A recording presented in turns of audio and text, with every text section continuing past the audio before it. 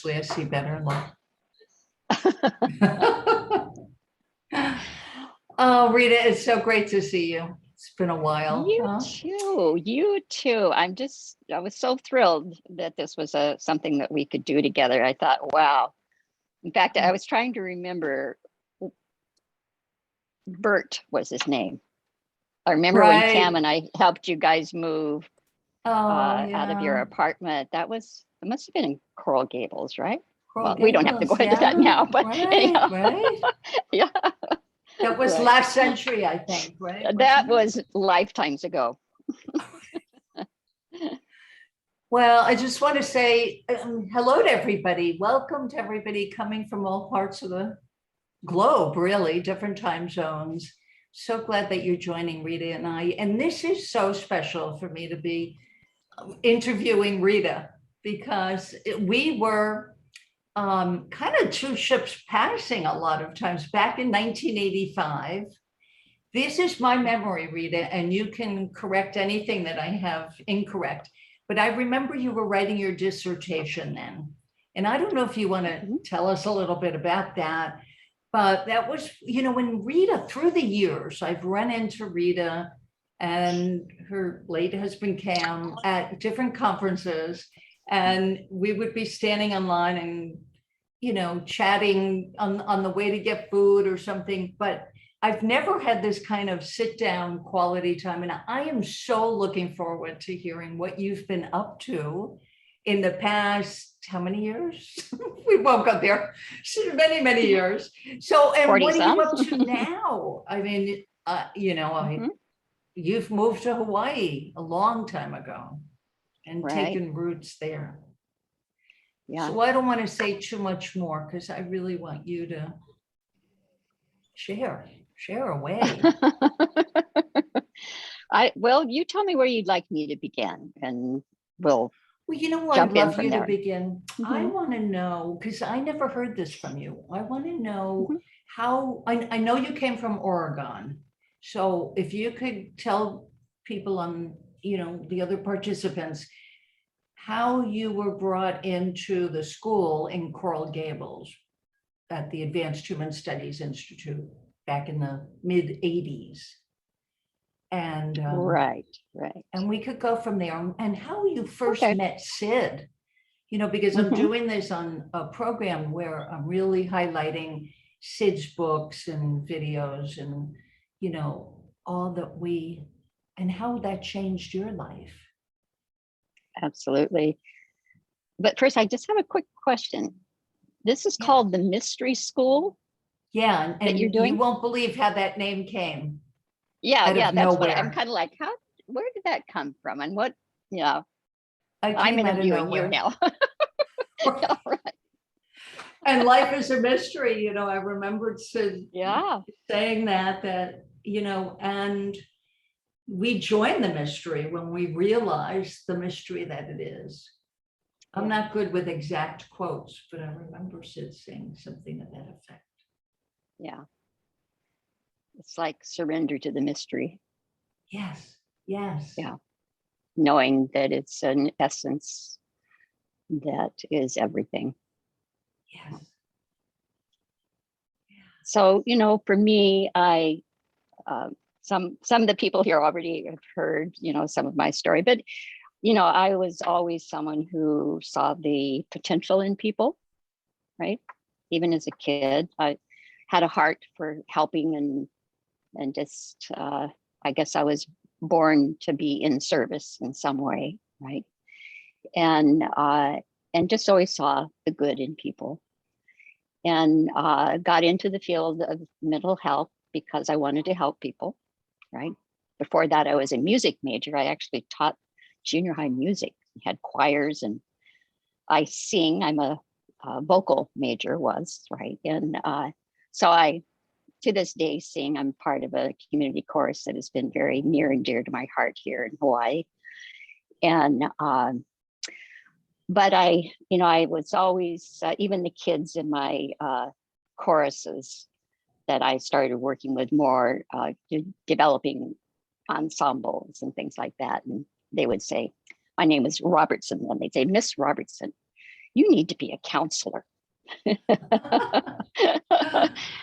So I only taught school for 1 year because I realized it wasn't my gig for different reasons. I loved the kids. I loved uh, the choruses and the ensembles and the creativity of it all.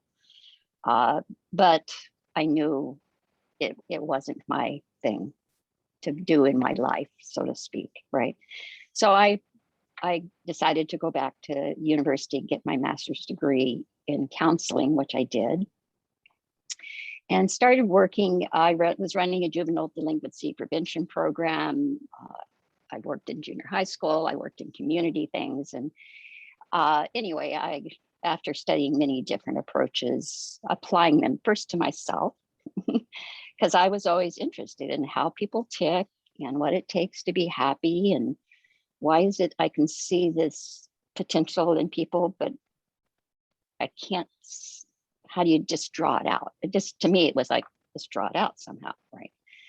And so then at some point after studying many approaches, I just realized there was a missing link. And so that's really put me into a different search, which really left me in my apartment because I knew it wasn't anything I'd already studied, and I loved learning, right? But I knew the theories were counterintuitive to what I could see in people, because they were saying there's something wrong with people, you got to fix it. And yes, people did have things that they needed help with, but there was something that I could see beyond that. And now I see that's that soul consciousness, that intelligence we come into life with, right? And but I just at that time just knew there was a missing link, and that it wasn't, something that I'd run into. It wasn't a practice or a technique, or so it was quite an interesting time of just sitting in my apartment and trying to decide if I was going to get my doctorate or not, which was the other thing. There were two things I took a leave of absence from my work, and I'm going to go get my doctorate. I wasn't a big reader or researcher, so I was a little nervous about doing that. And then, but my greater question, even when they asked me when I was decided to apply for the doctoral program, what my goal was, and I said to find the common denominators in psychology, what I was calling the missing link, right? And they just thought I was totally out of my depth, like they've been trying to figure that out for 100 years. Why do you think you could find it, right? Basically is what and these were colleagues as well as friends I'd worked with in the community. So we could talk pretty frankly about anything. And I said, but I know there's something there that we're not seeing, that if we could, all these theories would be simplified, because they're all about the human being and trying to help the human being. But there's something we're not seeing. And I just knew it. I couldn't explain why I knew it, but I knew it. So fortunately, I knew Roger Mills. We had worked together in the community, and he had heard Sydney Banks speak and was on his way out of town actually to go up to Salt Spring Island to hopefully spend some time, if not with Sydney Banks, with the people that were living there who had been listening. Like one of the people here I see, Mark, is on here. Yeah. And he told me about Sid, and he told me about some tapes, one that was called, that I didn't know at the time, but that he'd used that were Sid talking. And trying to shorten this, after about 9 months of just sitting in my apartment and finally realizing I was going to have to apply to the doctoral program, or I wouldn't even get a chance, right? So I did. I applied. I got in, partly because I had good friends on the faculty, and then right after, a couple of weeks after that, I remembered that Roger Mills had told me about tapes at the university, and I thought, well, I went over. I thought, well, let me see what's there, right? Now, to me, that's an example of how this, if we want to call it God intelligence, or here in Hawaii, we might call it mana, intelligence. Okay. That was in my mind somewhere for 9 months. But somehow it was meant to be that I was supposed to start a doctoral program. I don't know if I would have, if I'd heard the tape before that, to tell you the truth. I don't know. Who knows what I would have. But I was in the program, heard the tape. I went to the university bookstore, really not expecting, I was just open. And they had a couple of tapes that were still there in their back room. And one was called The Consciousness Within. The other one was called The Missing Link. Oh. And I said, oh, okay. That seemed kind of serendipity. Okay, let me hear that. But I really had no expectation that that would be where the penny dropped. I didn't really know, right? So anyway, I went back to my apartment, and I was living then with who would become my husband, Cam Shuford. And we both sat down, and, you know, he was always open for whatever, and popped the tape in. And about 5 minutes into it, I knew I had found the missing link. And I should say Sid had uncovered the missing link, and I knew that he had, right? And from that point on, I never doubted at all, ever. I doubted myself, right? Which now seems kind of, it was just an evidence of my own level of consciousness at that, you know, at that time. But I never doubted. And I, to this day, know. And I just know it in a more deep, simple way. And I think that's, for me, has always been the beauty of truth, that the principles define for us, help us understand how nothing can become something, how spiritual essence is an intelligent energy that is the source of all things, right? And that simplicity has deepened and deepened. And actually just this summer, this deepened a lot for me. I've just had time I had an interesting experience, and I see Tom's on here, my good friend Tom. I had an interesting experience somewhere around July, beginning of July, June, July. You know, my husband's been gone for about 3.5 years, and I've stayed in our home, and we have a rental unit, and there's almost always someone in that. We've had wonderful renters who become part of the Ohana, the family. And my renter was going to be gone all summer. And I thought, wow, this will be the first time in over 50 years I've been totally on my own, without a husband, without a renter, without a roommate, you know, no one. And I really looked forward to it. I didn't know what it would be like, because, you know, when you have someone around, you're interacting, and with COVID, you know, I've kept very much to my own bubble, right? And but it just turned out to be the most beautiful silent retreat in many ways, right? And it really kicked in July, when there's a chapter in a book that many people have contributed to. And the woman that's doing the book had done it for 3 principal community coaches and mentors. That was her idea. And then she decided she wanted to broaden the audience to people who might be therapists, but also people who might never have heard of the principles, right? So just opening it up more to the world. And so she came back and said, you know, this is what she wants to do, and different edits were already kind of recommended. And, you know, I don't know about any of you, but she uses Google Doc, and I'm not a techie person. So I'm like, oh no, Google Doc, right? Didn't take too long before it became my pages instead of Google Doc. But anyhow, the question she added to the whole thing was, what are the three principles? Right?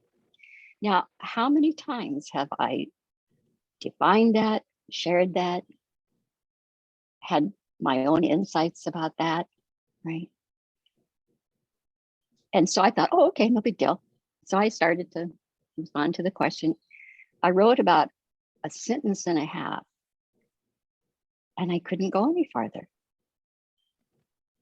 And I was like, I was stopped in my tracks.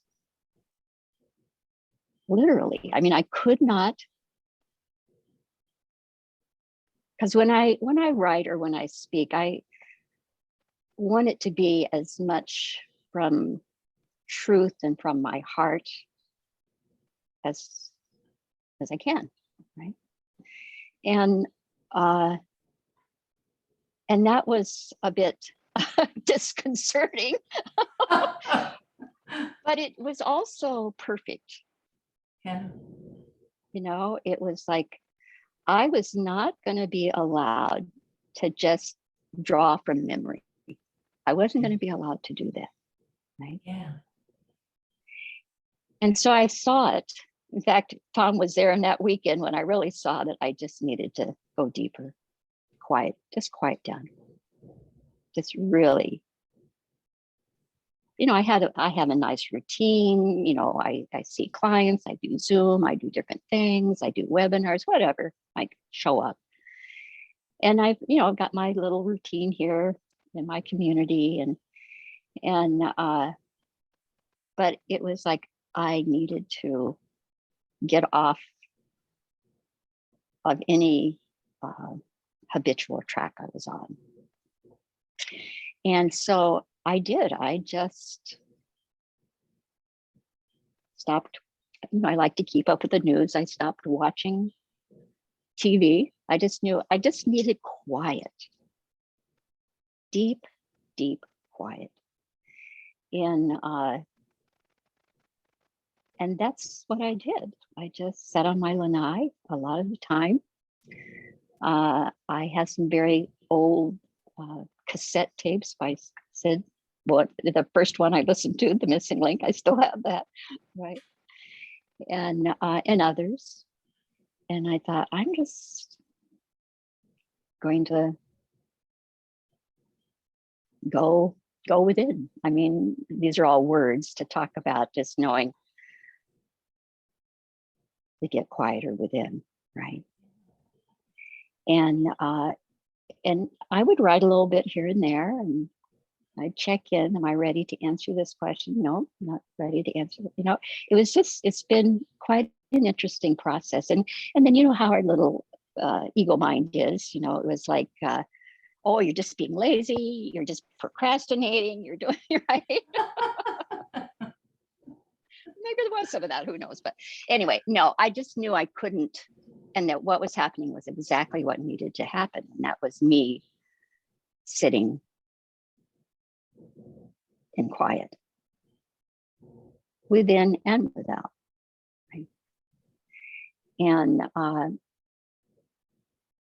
it was just, it was quite an experience, you know, and continues to be.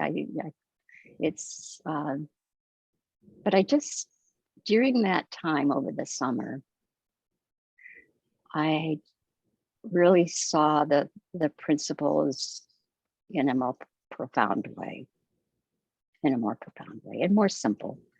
And that's been my experience through the years, that the simplicity of creation, of source, of truth, right? It's like the chattel of my mind keeps getting free of what doesn't need to be there, right? Or isn't true. And so I just really started seeing more deeply. Soul consciousness would be feeling that, knowing that to be all that there is in a certain kind of way. The bridge between spiritual intelligence and creation, you know, and how thought is the missing link. But the power of thought is the aspect of mind that has been given to us to take formless energy, to give it shape. And mind has given us the power of seeing or consciousness to have the view of it, the experience of it. And it's all coming through our own mind and thought, right? All coming through. And the more we see the spiritual nature of who and what we are, the less we have in our mind that says it could be anything else. Naturally, just naturally. It's like a natural clearing up, you know, like understanding the principle of addition. You begin to understand all mathematics then, right? It's all based on one principle. And in a way, you could say the three principles are one principle at work, one truth at work, right? So it's, to me, it's just more God, intelligence in motion is what we live in, right? And our bubble of thought is what we live in, right?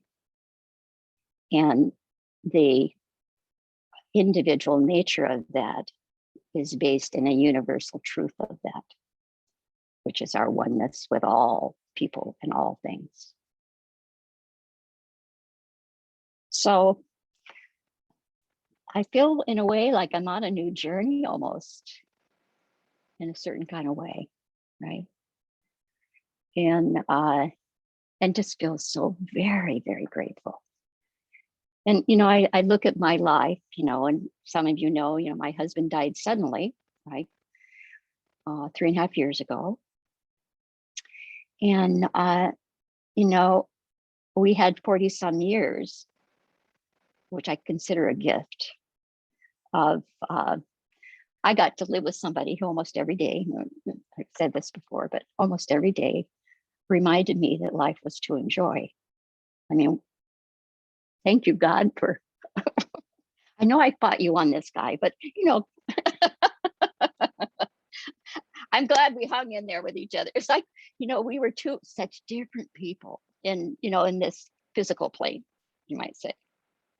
And so, you know, it's like, we kind of like, wait a minute, how did we get, and we would say that, how did we get together? How did we get together? But we couldn't not be together.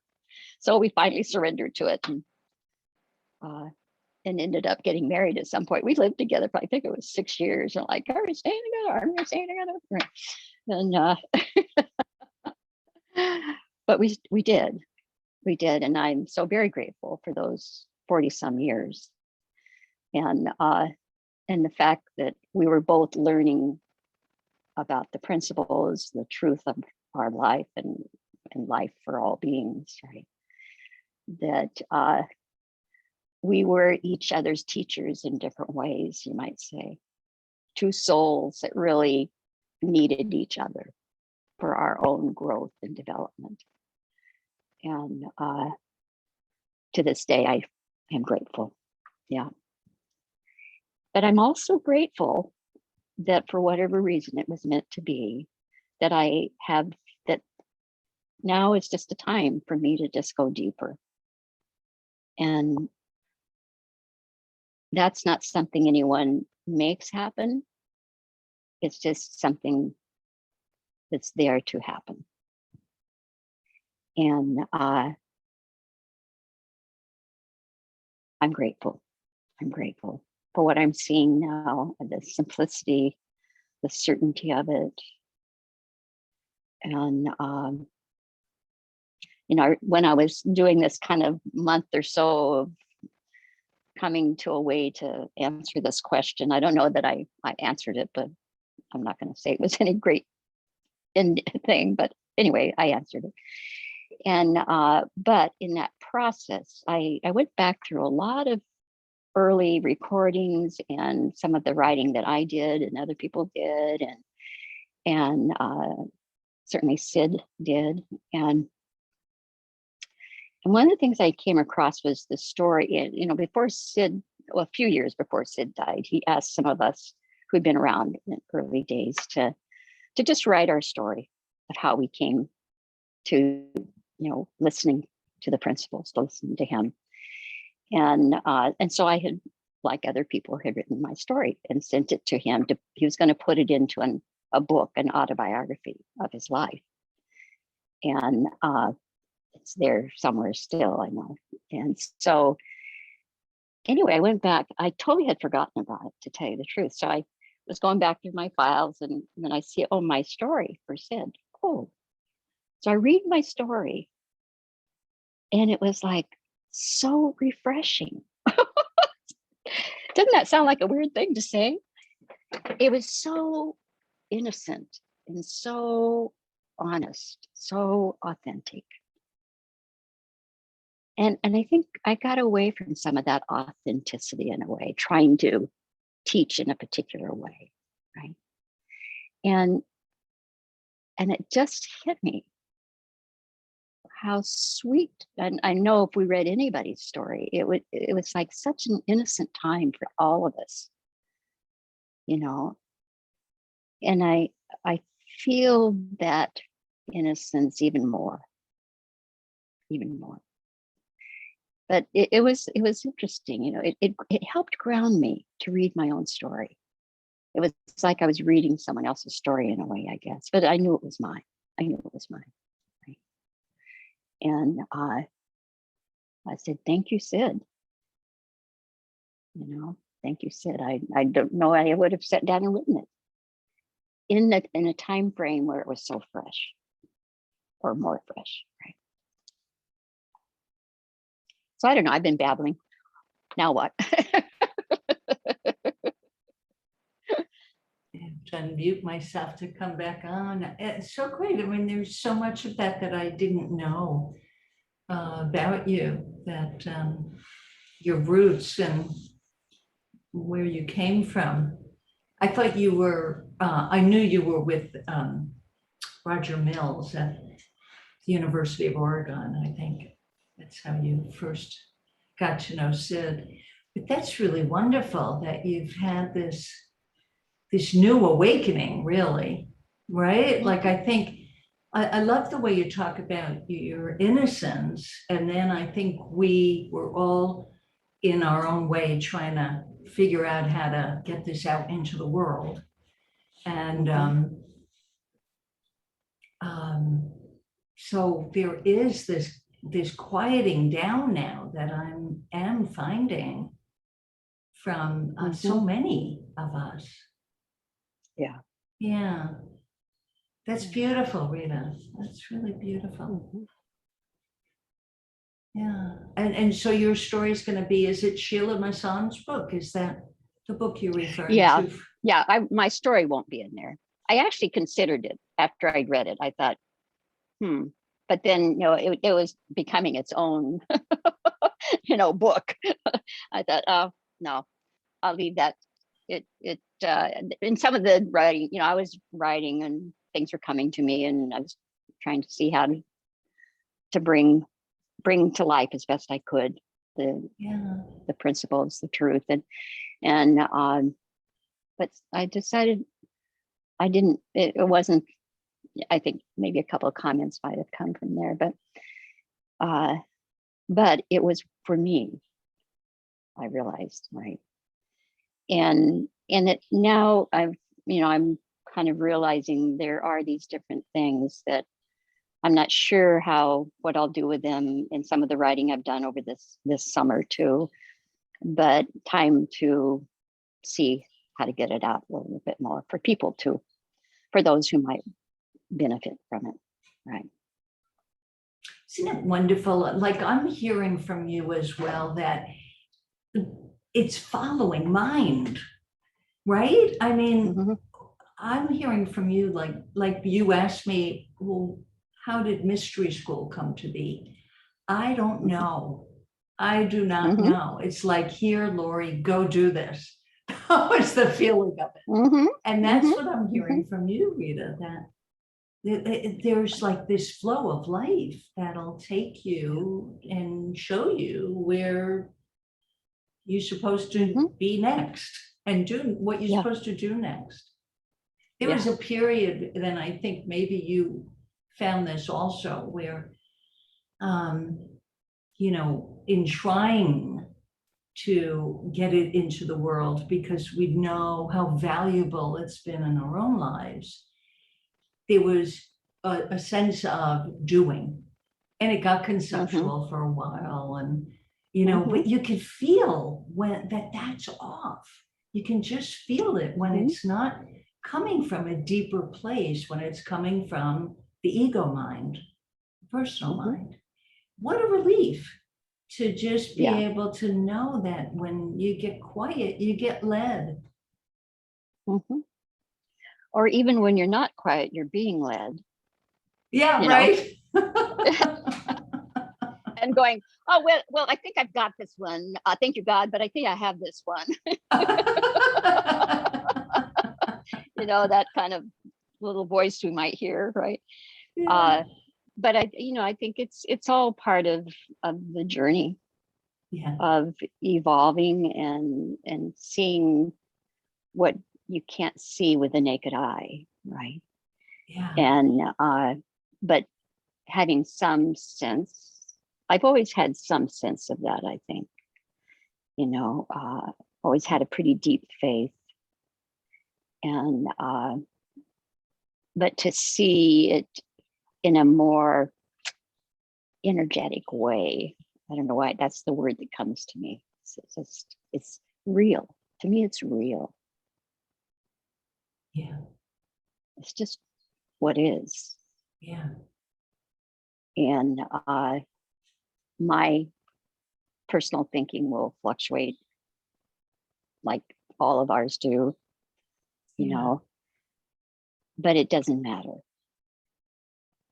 It yeah, doesn't matter. And I'll forget source or where it's coming from, but I can't not know it. yeah. That's so beautiful. Hmm. I wonder if it's a good time to take questions. See if anybody has a good question for you. If you can just either unmute yourself or write a question in the chat and see if I can read it. Whatever comes. Yeah, Yeah. yeah. Before everybody came on, I was saying to Rita that it feels a bit like we've been in a time machine, because it's hard to believe that so many years have passed.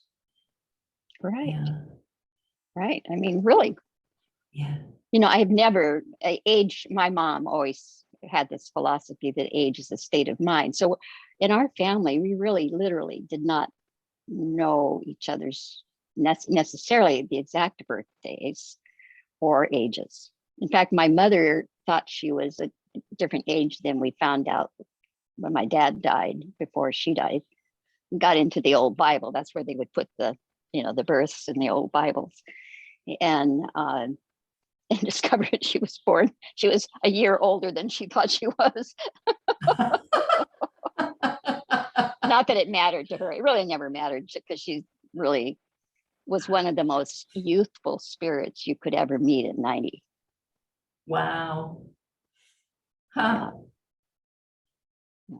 So, Yeah. I grew up with that kind of age is just a number. And Mhm. my husband, Cam, and I lived as if we were in our 40s most of the time. Right. Yeah. Yeah. And even when he died, I was like, I wasn't sure what my age was. And my good friend Sandy uh, wanted to have a birthday party for me and sent out a notice that I was turning 75, I guess it was at the time. And I thought, oh, I thought I was 74 or something like that. I mean, I really didn't know. It was so funny. And I didn't care, right?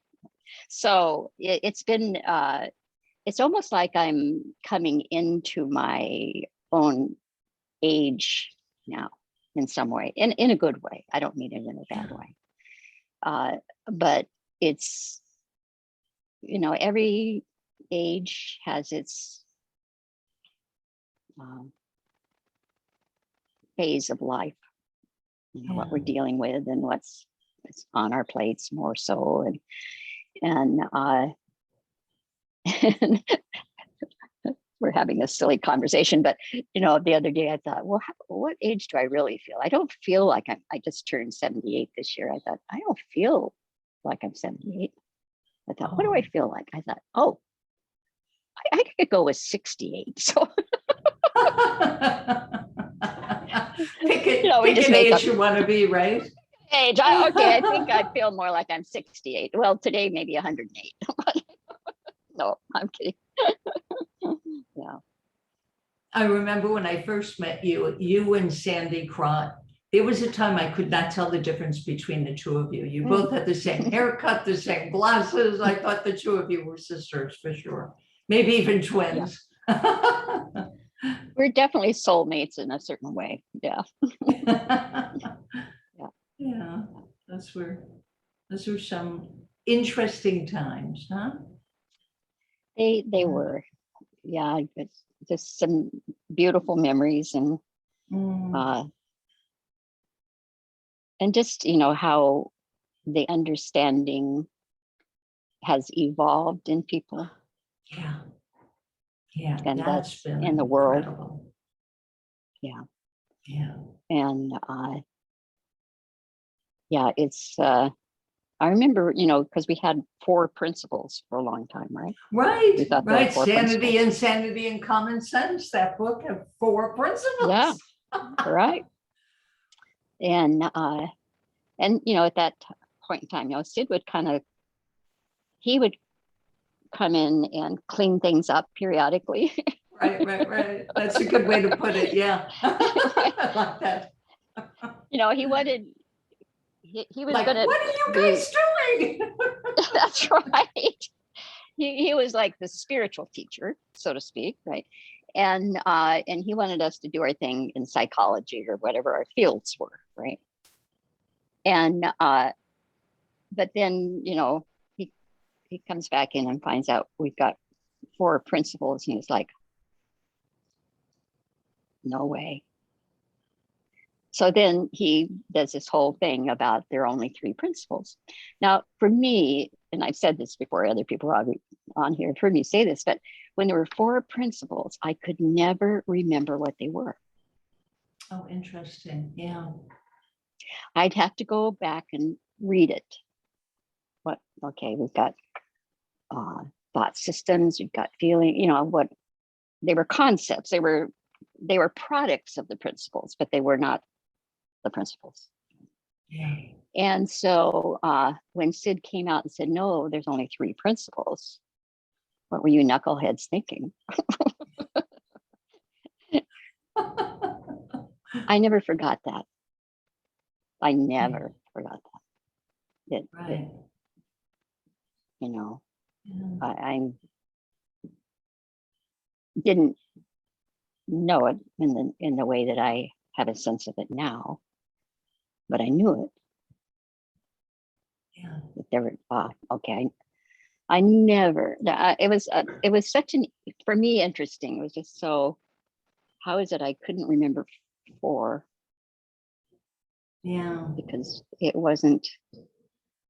Yeah. There was just the best thing. It was our innocence again, the best we had come up with at the time. Right. More based on observation. Right. Yeah. And yeah, because it was so hard to, I'll speak for myself, to wrap my mind around. Don't listen to my thoughts. I mean, don't listen to my words. Go deeper than the words. Yeah. That I was lost with that. What are you talking about? What are we listening for if we're not listening for words? But now, today, this conversation we're having now, that made perfect sense to me now. Mm-hmm. That it's Yeah. not a concept, it's not a word, it's not anything that's coming out of our personal mind. Mm-hmm. Yeah. And yet our personal mind is part of the whole. Yeah. Yeah. Yeah. System. If we didn't have that, we wouldn't be able to see anything. Right. That's right. So we get to see through thought and consciousness, through the channel of our mind. Yeah. And we get to realize it's all the same energy, formless and form. Yeah. Form and formless. Form, yeah, is that what I said? Whatever I said. And yeah. And that is an eternal truth. Yeah. And we are it. We are that. And that's to see that beyond our personal mind or intellectual thought system. Thought, our belief system carried through time, right? Yeah. Changes us. It changes us without effort. Literally. Yeah. Absolutely. And frees our mind of what's not true and doesn't need to be on it deeper and deeper and deeper.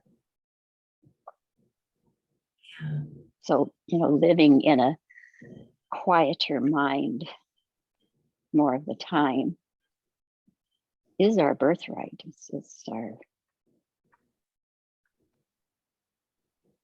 We're born into this world with that as our core being.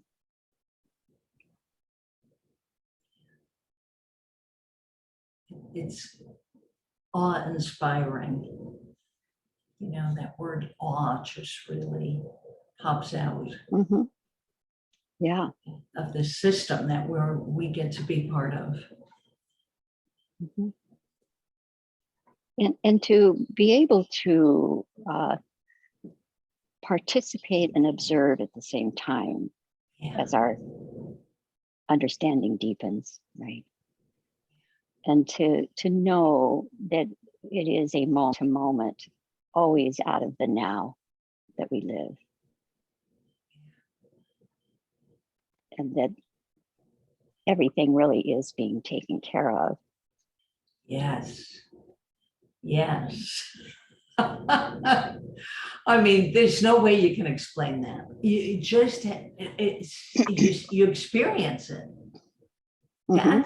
That's the explanation, is the experience of it. Like, wow. Yeah.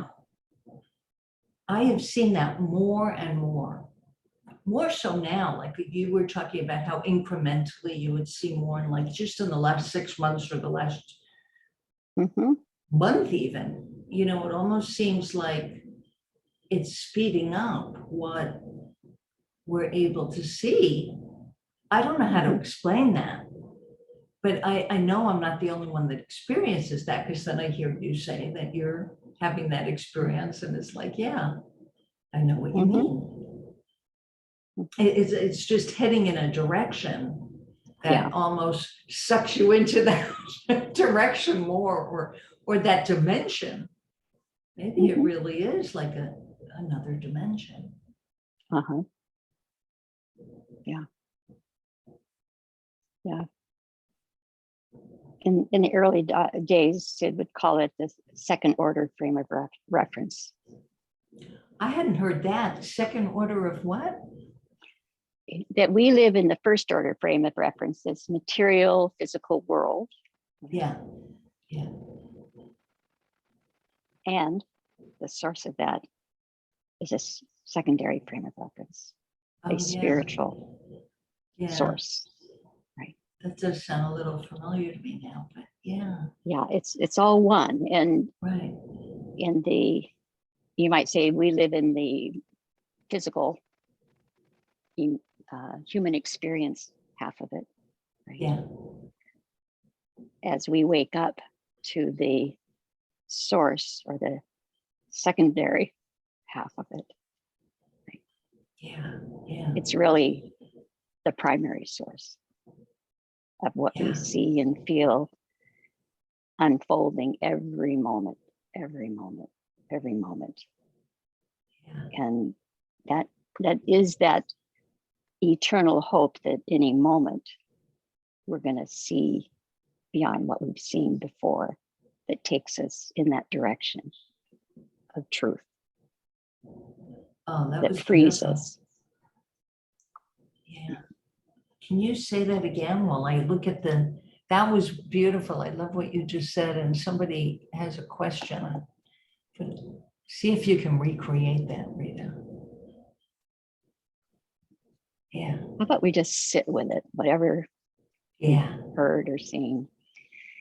Yeah, it's a beautiful, I know my husband used to say, our life just gets better and better. Yeah. You know? Yeah. Yeah. And, like I said, we were always different people. I was sharing with a client the other day, I said, one of the things I've really seen in the last few months is I've always been a pretty, well, we'll just say it's stubborn, which has definitely gotten in my way, in different ways.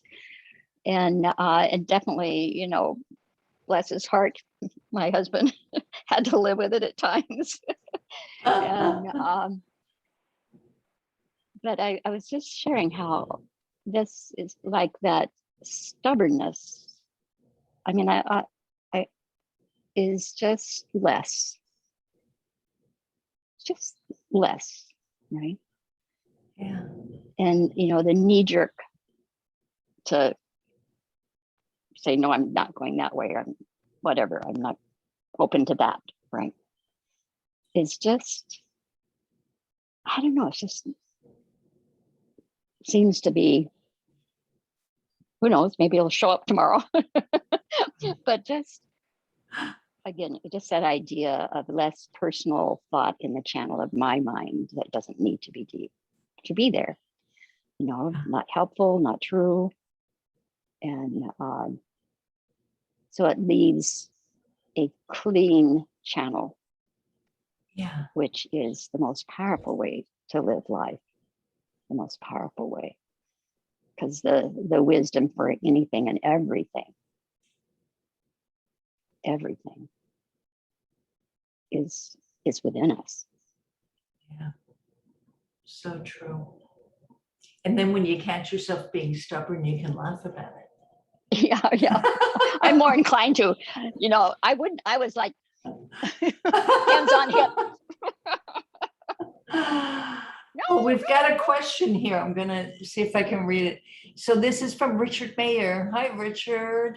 And he says, when you talk about quieting your thinking, how does this compare to what Sid described as the state of thoughtlessness?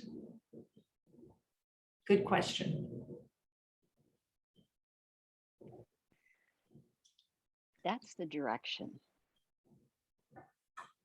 And that's my experience from time to time, more and more. Yeah, it's like there's nothing you can do to quiet your mind. No, I think we have currently in the field of psychology, there's a lot of mindfulness training going on right now, which involve a lot of practices and techniques. And what we're looking at is a natural mindfulness, that we're born into a thoughtless state, personal thoughtless, but to be in life, to be conscious, there's thought, right? But it's that divine dream that's being dreamed through our mind, so to speak, right?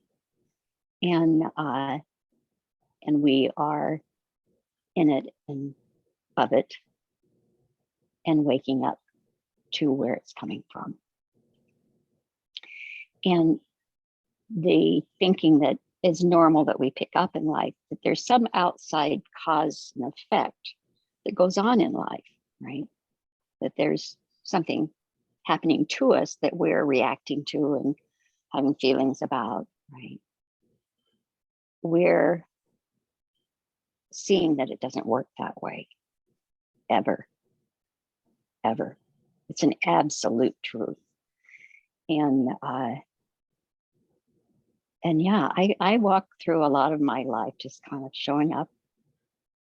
You could call that a thoughtless place, and yet I have to move, my feet are moving or I'm doing what I'm doing, but it's just the thinking that is needed, right? So it's wrapped in a deeper intelligence. Mm. Right. And yeah, the quiet. I just, when I first realized I needed to just be quiet, it was like my soul was yearning for it. Mm. Literally yearning for it. And I didn't Mm. even know it until I took that moment, until I had my realization that that's what I needed. Yeah. Now, I've not ever been a real busy or busy minded person per se, right? But had plenty of thinking that I didn't need. And but this was like, I just can't even put it in words. It was like when I realized I was going to get to just be quiet, it was like, it's like being able to lay down when you need to lay down. Yeah. Just lay it all down. Nothing to figure out, nothing to be or do, or, I always liked when I'd hear someone or I'd read someone say, just be. It was like, oh yeah, that always struck a chord for me. Yeah. And that for me, that we could call it the place of no thought, is to just be. Right? Yeah. See what unfolds. Yeah. What a relief, huh? Yeah. Such a relief. That was the first thing that struck me the first time I heard Sid was at AHSI in Florida. And there were very few people. You might have been at that talk. It was a talk just for a small group. And that was what struck me. I didn't know what was being said. I didn't really, understand what Sid was talking about. But I had this amazing sense of relief. Like, I don't, my job is not to create my life here. And I had no idea that that's what, I was under that assumption that I had this huge job in my life to make it happen the way I think it's supposed to happen. Good luck on that, huh? I'm telling you, I mean, that just seemed like commonplace. Doesn't everybody do that? Isn't that what we're here to do? We're supposed to figure it out. And boy, that was such an eye opener. That's when I got hooked. I knew that, man, there is something to see here. Yeah, you always know when you hear truth. Yeah, there's a feeling right? to it. And that's why it is individually experienced, even though it's a universal essence. Yeah. It's our waking up to it, realizing it, right? To whatever degree. And there's always a feeling with that. Yeah. Can I just see if Richard, did that speak to the question or not? sometimes I ramble. I was trying to find out where the raise the hand function was. I just upgraded. Oh. No, I'll Okay. have to do that because it doesn't seem to be part of Zoom anymore, even though I upgraded to the latest version today before I was in. No, it did resonate. I mean, when you said quietening, it's this, well, it's an absence of active thought where the state of the moment is so singular, so finitely, infinitely small in terms of any perception of time associated with the thought, if there's any thought going on in that precise moment. So you're not really thinking at all. Yeah, there's no pressure, there's no trying to figure anything out, or we're in that purity of consciousness and thought that gives us, the ability to see life and experience it without the filter of personal belief, personal thought. I mean, those are filters that tend to color our perception. Yeah. You remove the filters, you remove the perceptions, you start stripping away to the basic essence of nothingness. Another word that's but he'd also say, talk about the allness, because the allness is the isness, is the nothingness. So a bit of a mind bender, but take you places consciously that you didn't necessarily know where you were, other than the fact that you're in this state. And Dave Banks actually describes his dad as being a master of creating the sacred space, that space that would transport you wherever you needed to be in the moment. And I realized early on after and it wasn't my first insight per se, it was a subtle one, but I realized I was searching, so I stopped.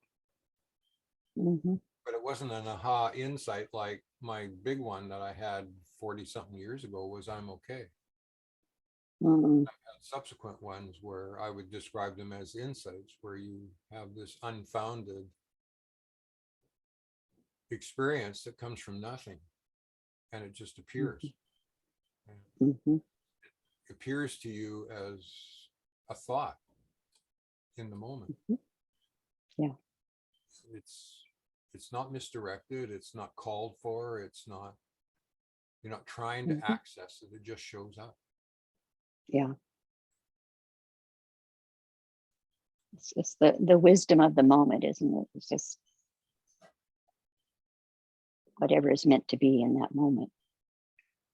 I mean, that's really beautiful to be able to experience life in that basis.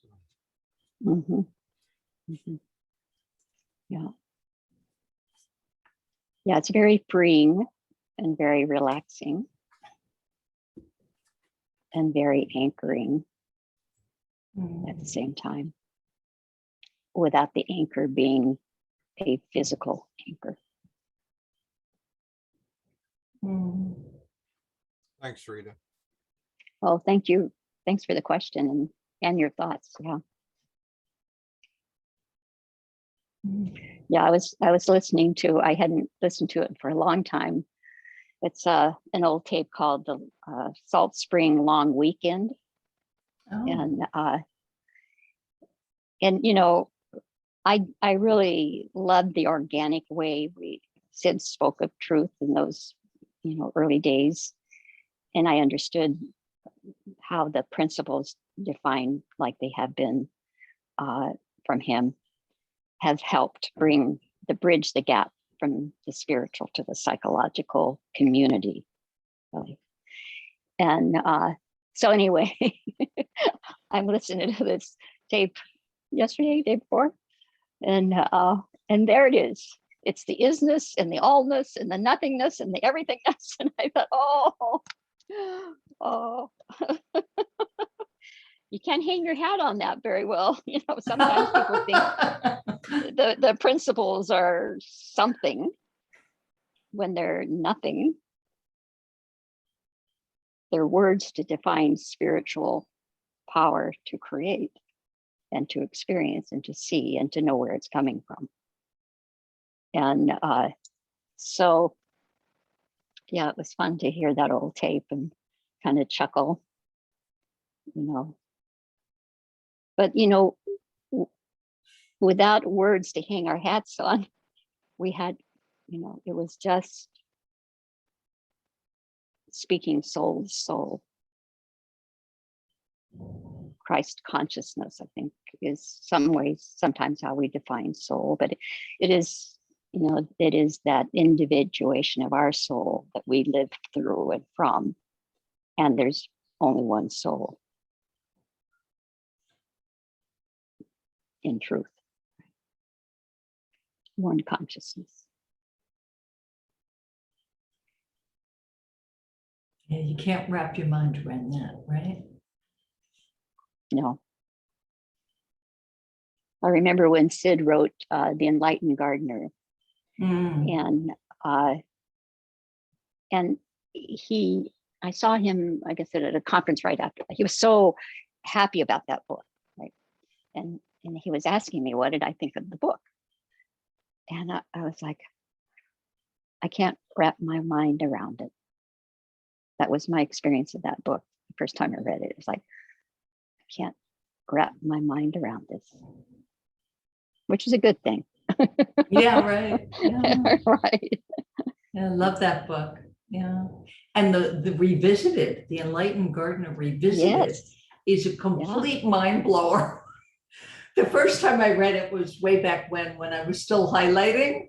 I had less, there was more highlighted than was not highlighted. There was so much in there. All saying the same thing, of course. Yeah, right. Right. I guess that would be the allness and the nothingness, right? Yeah. Yeah, to see more insightfully that everything really is spiritual energy.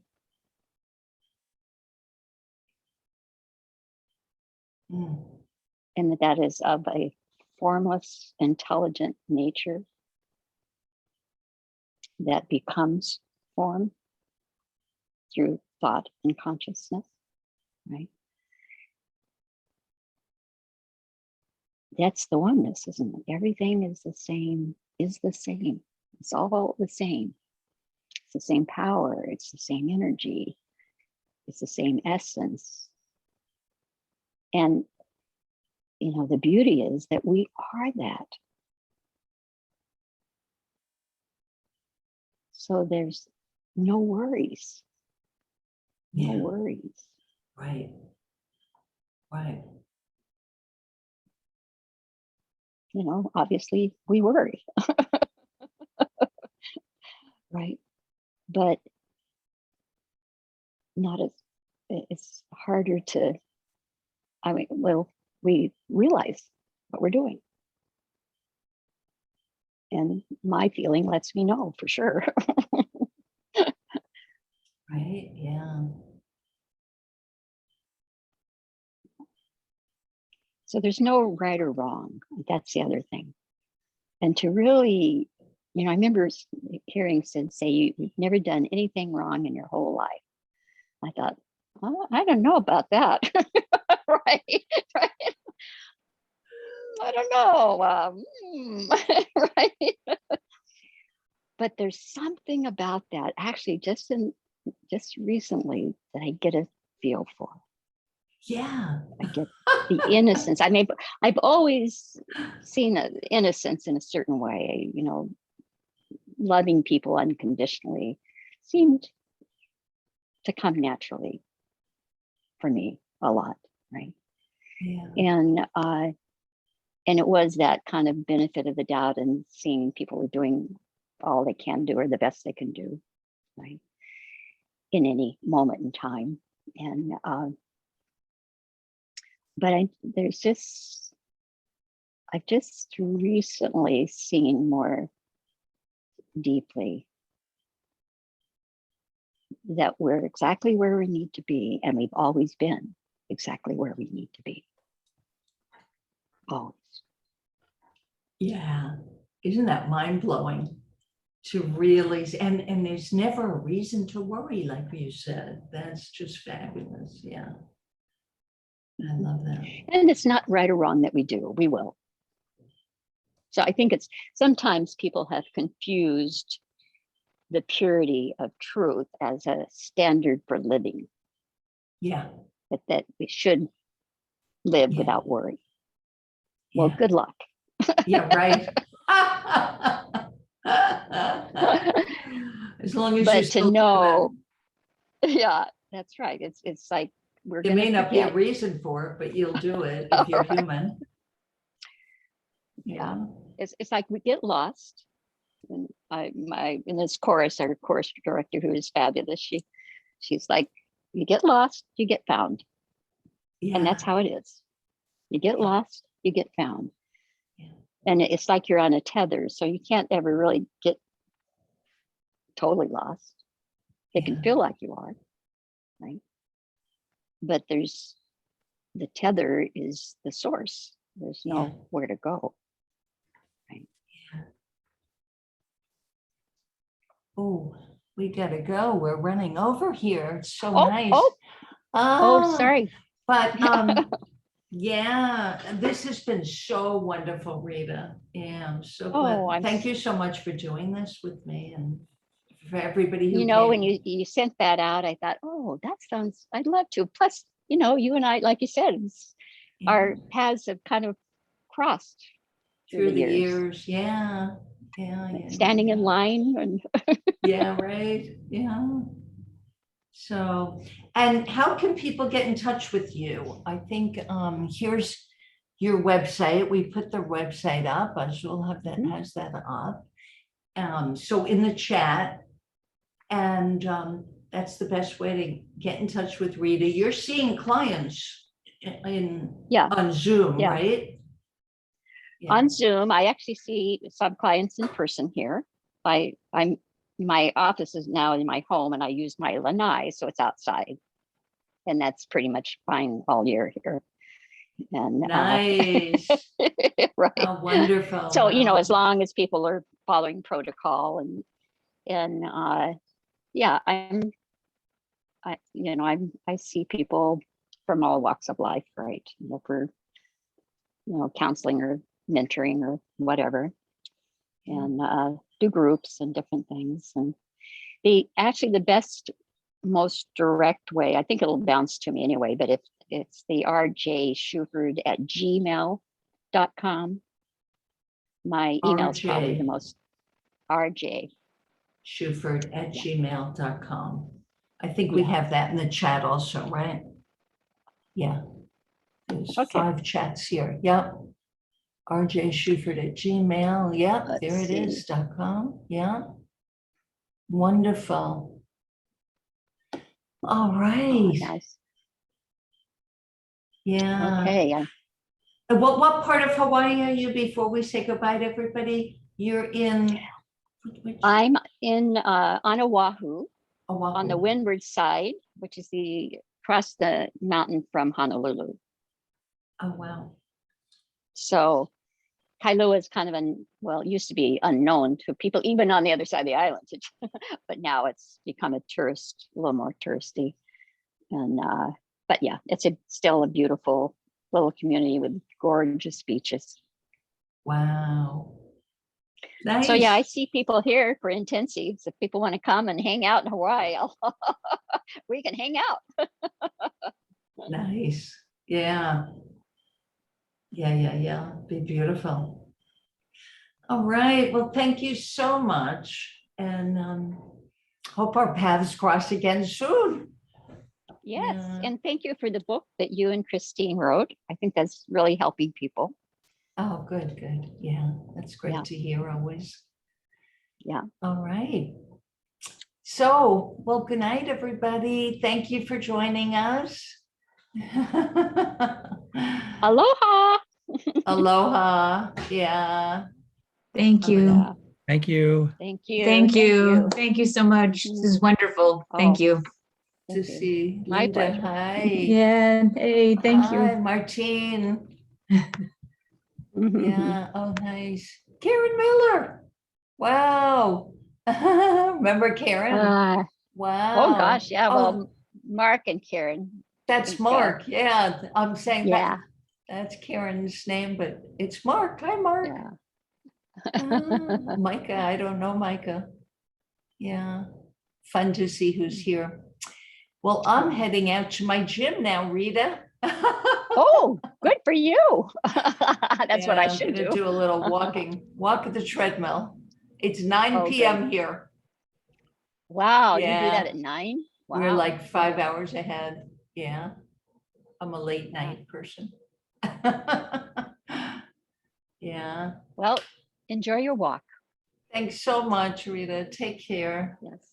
Yeah, you too. Bye, Aloha. everybody.